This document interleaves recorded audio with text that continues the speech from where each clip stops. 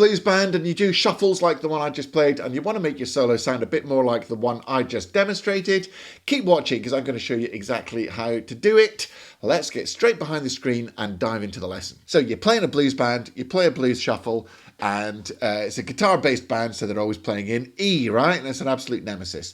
Now, if you play tenor, this lesson's for you. If you play alto, watch the lesson anyway and go and get the free PDF, because it's also got the thing transposed for E-flat horns. So you're fine. You're going to be in C-sharp and alto. Right. First thing you're going to do to level up and play great blues saxophone shuffle solos is you're going to learn the major blues scale. Now, you might be thinking, oh, I want to learn the minor blues scale. We're going to get to that. First of all, learn yourself the major blues scale. And a little twist. Instead of learning it from the bottom to the top,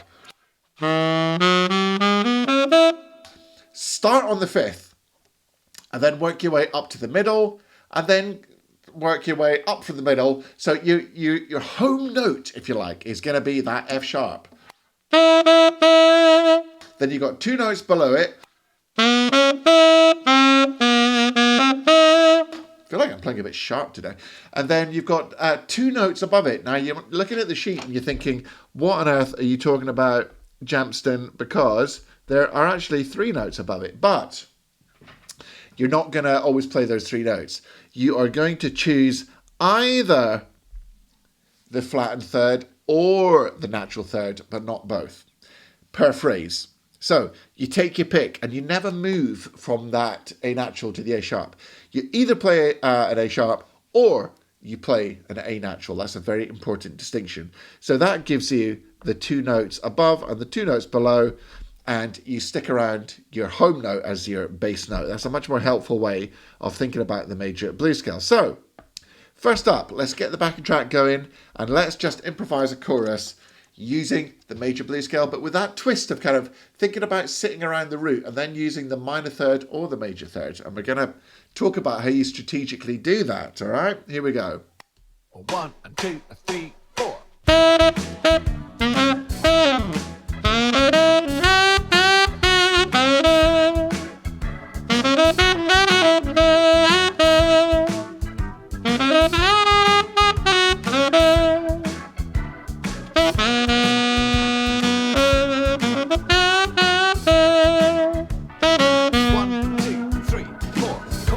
There we go. There's a little demo of using the major blues scale. I'm going to smash through this today, guys. We're smashing through it. Number 2. Here are the chords. Don't worry about them just yet. You've got chord 1. You've got chord 4, which is optional. You've got chord 1 again. And these are all dominant chords, which is unusual. It's not like a jazz blues with 2-5-1s and stuff. Then you've got chord 4, dominant. Then you've got chord 1, dominant. Then you've got chord 5, going to chord 4. And then chord 1 and chord 5. Very simple 1-4-5 blues. All right, that's the chords. Do not worry your pretty little heads about the chords yet. But we are going to worry our pretty little heads about the chords by the end of the video. Okay, number 3. Blow using the major scale. The major blues scale, sorry. Blow using the major blues scale, but with a strategic, this is the important bit, strategic flat 3, natural 3 situation, okay? What am I talking about? Here's what I'm talking about. Remember I said earlier that when you're using the blues scale, you can either have a flattened third or a natural third, right? This is when you're going to use the natural third, and this is when you're going to use the flattened third, and it's written out there on the 12 bars. Bar 1, you're going to use the natural third. Bar 2, if, this is like a sort of a bit of an iffy one, all right? If you change to chord 4, then you're going to use the flat 3. If you don't, you just stick with the natural 3. It depends on how the band are playing it, yeah? Then for bars 3 and 4, you use the natural third. When you move to chord 4, you use the flattened third. And when you move back to chord 1, you use the natural third. You start to see the pattern. Chord 1, use the natural third. Chord 4, use the flattened third. Blah, blah, blah. The only little twist in the tail is when you get to the chord 5, you use the natural third. And then you've got chord 1, you use the flat third. 1, natural third. 5, natural third. So chord 5, use the natural third. Chord 1, use the natural third. Chord 4, use the flattened third. That is how you do strategic flat threes and natural threes, which are going to make your solos sound infinitely better already. Okay, let's rewind the backing track, and I'm going to really hang on those thirds the whole a lot of the time. Here we go. 1 and 2 and 3, 4.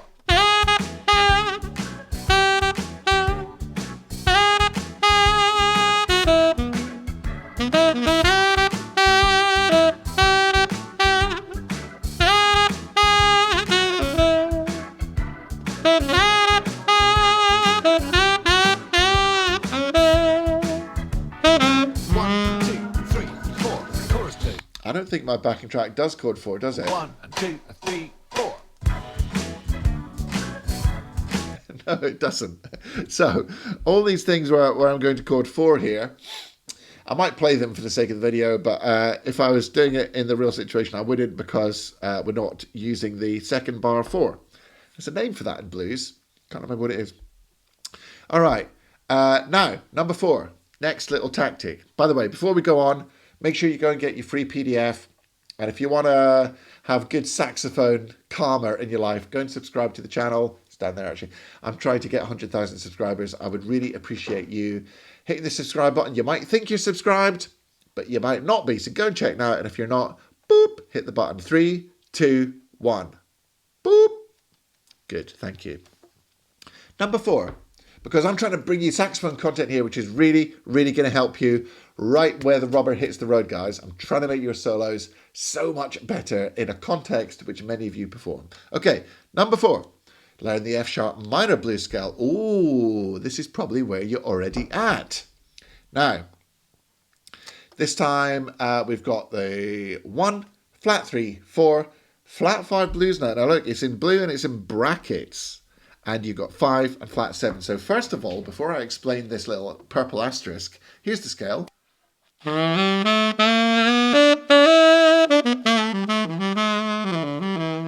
Right. Many of you probably already know that blues scale. So before I say anything else, if you want to learn good blues scale phrases, go to some of the links in the description that I've included about blues licks, because the only way to play good blues scale is to learn good blues licks, all right? Not just noodling around on it randomly. So, check out this little pop star. When you're on the flat 5, and you should not stay on the flat 5 for any length of time, by the way, which is why it's in brackets. It's a use cautiously note. The most effective way of using the flat 5 is to go from the flat 5 to the 4 to the 3.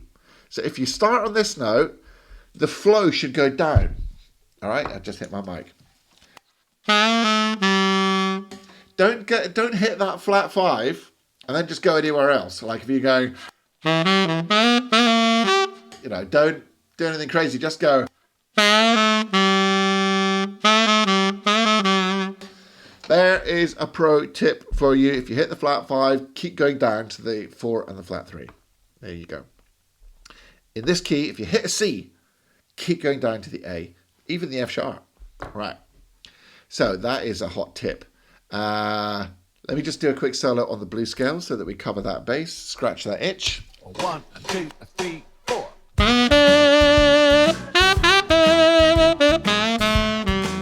See how I went down?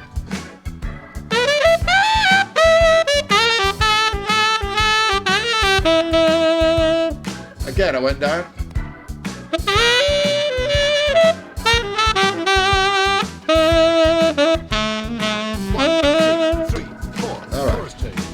Blues scale, folks. Blues scale. Right, number 5. We're making good progress. Okay, now things get fun. You're going to start using both scales strategically, the major blues scale and the minor blues scale. You're going to use 2 separate scales, and you're going to use them in the bars that you can see there. Now, remember, my particular backing track, taken from Improvisation Mastery, does not have the second bar. I think, isn't it called a quick 4 or something? I think in blues terms, it's called a quick 4. So if you're playing in a blues band, you could ask, hey, you doing the quick 4? I think my mate Greg from Greg's Space Shed taught me that. All right.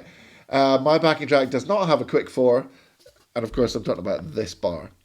However, most people do a quick 4. Major blues scale for chord 1. Minor blues scale for chord 4. that covers almost everything. Major blues scale for chord 5, that covers the rest. Instead of going through it bar by bar, the green measures are the ones where you use the major blues scale. The blue measures, the ones where you use the minor blues scale. This is going to make a big difference to how you sound on the blues. Let me give you an example. 1 and 2, Let me just slow the backing track down so you can hear it a bit clearer, okay? 3, 4.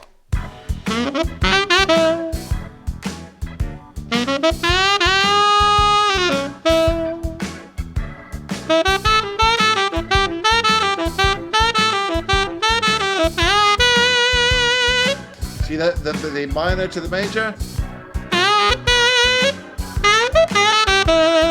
That was the major and then the minor. I'll do it again for you, okay? 1, 2, Major. 3, 4.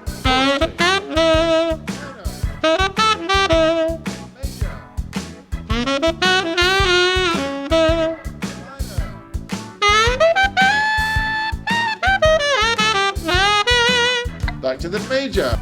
2,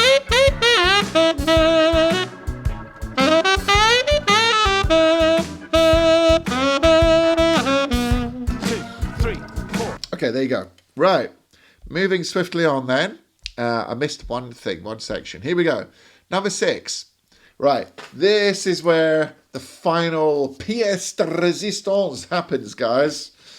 You're going to sort of play the changes on the turnaround. So you keep your pattern going with the major and minor blues scales, as we've already just covered. Then, when you get to chord 5, you play something. What do you play? My suggestion is you use one of the 3 notes that you can see here. The 3rd, the 5th, and the 6th. But you could also add in the flat 7, okay? Which would be a B in this key. That's the notes that you can use. Even though I've only written 3. Then, here's the big secret. Whatever you play on that bar, do exactly the same thing again, but a tone lower. Whatever you play on the 5 chord, using the 3 notes there, or with the additional B, play the same thing down a tone the next bar. That's why it says play the same pattern down a step. So if you go, on the next bar, just go. That is such a pro tip to sound good on a blues scale.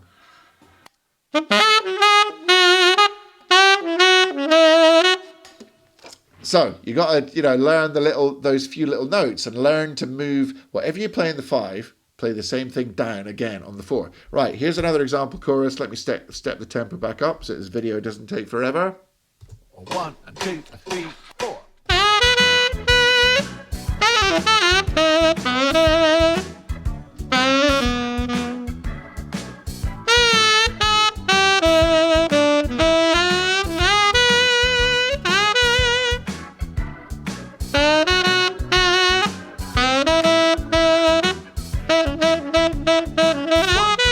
One more. Chorus 2.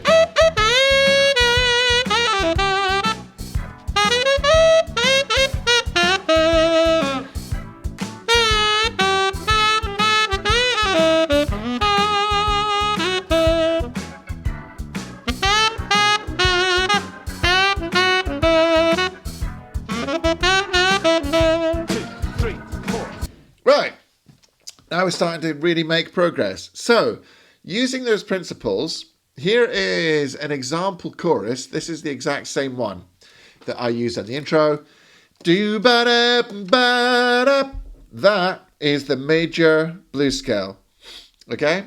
Then we use the tactic of using, that's major blues scale with the major 3rd. Then we use the major blues scale again, the first tactic we learned, but with the flattened 3rd this time. Right? And then back to, it doesn't matter because it's only a C sharp. So the first phrase.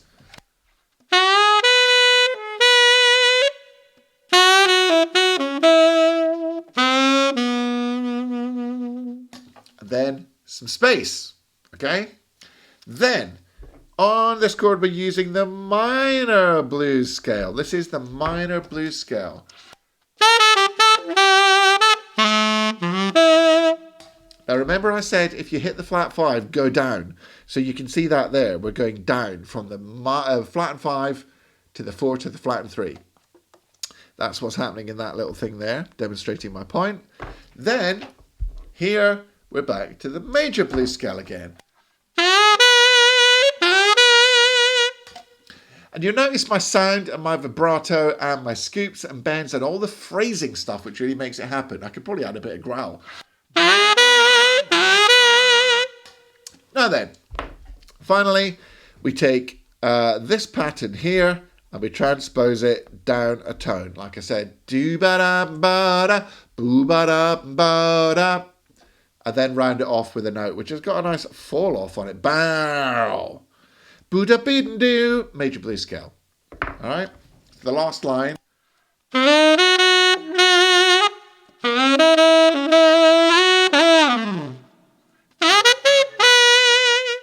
So, it sounds like this.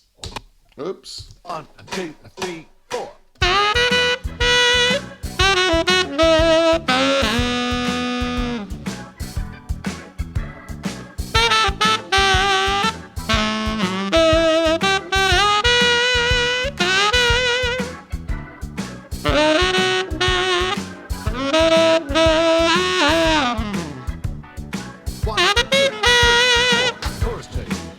All right, there we go. So that is an example solo, and if you go and get the PDF, I've also got the whole thing written for E-flat horns, okay? So if you play alto, I've got you covered as well. Right, go and get your free PDF lesson if you ever play in a blues band. And then you can put it in, because quite often people play in D and A, so you can just use the same formula. If you're playing a blues band, this is indispensable information to get you out of random noodling blues scale mode, okay? And start sounding like somebody really hip that knows what's what with playing blues shuffle. Okay, inside the inner circle, there will be a bonus lesson as always and loads of other really cool stuff. Honestly, if you want me, get inside the inner circle. It's super cheap. It's a free 7-day trial. You're going to love it. And there's every month I go live. You can ask me anything you want. You can play for me. I can comment. It's like coming at like a micro one-to-one. Imagine that.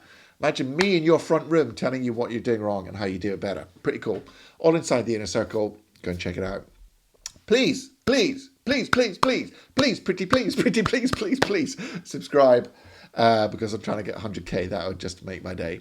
And you might think you've subscribed, but you might not be. So go and check it out. All right, that's me. I hope you enjoyed the lesson doing your blues shuffles. And until next week, where I shall sax up your Sunday, I'm Jamie Anderson. You've been watching Get Your Sax Together. Practice hard, practice smart, enjoy your music.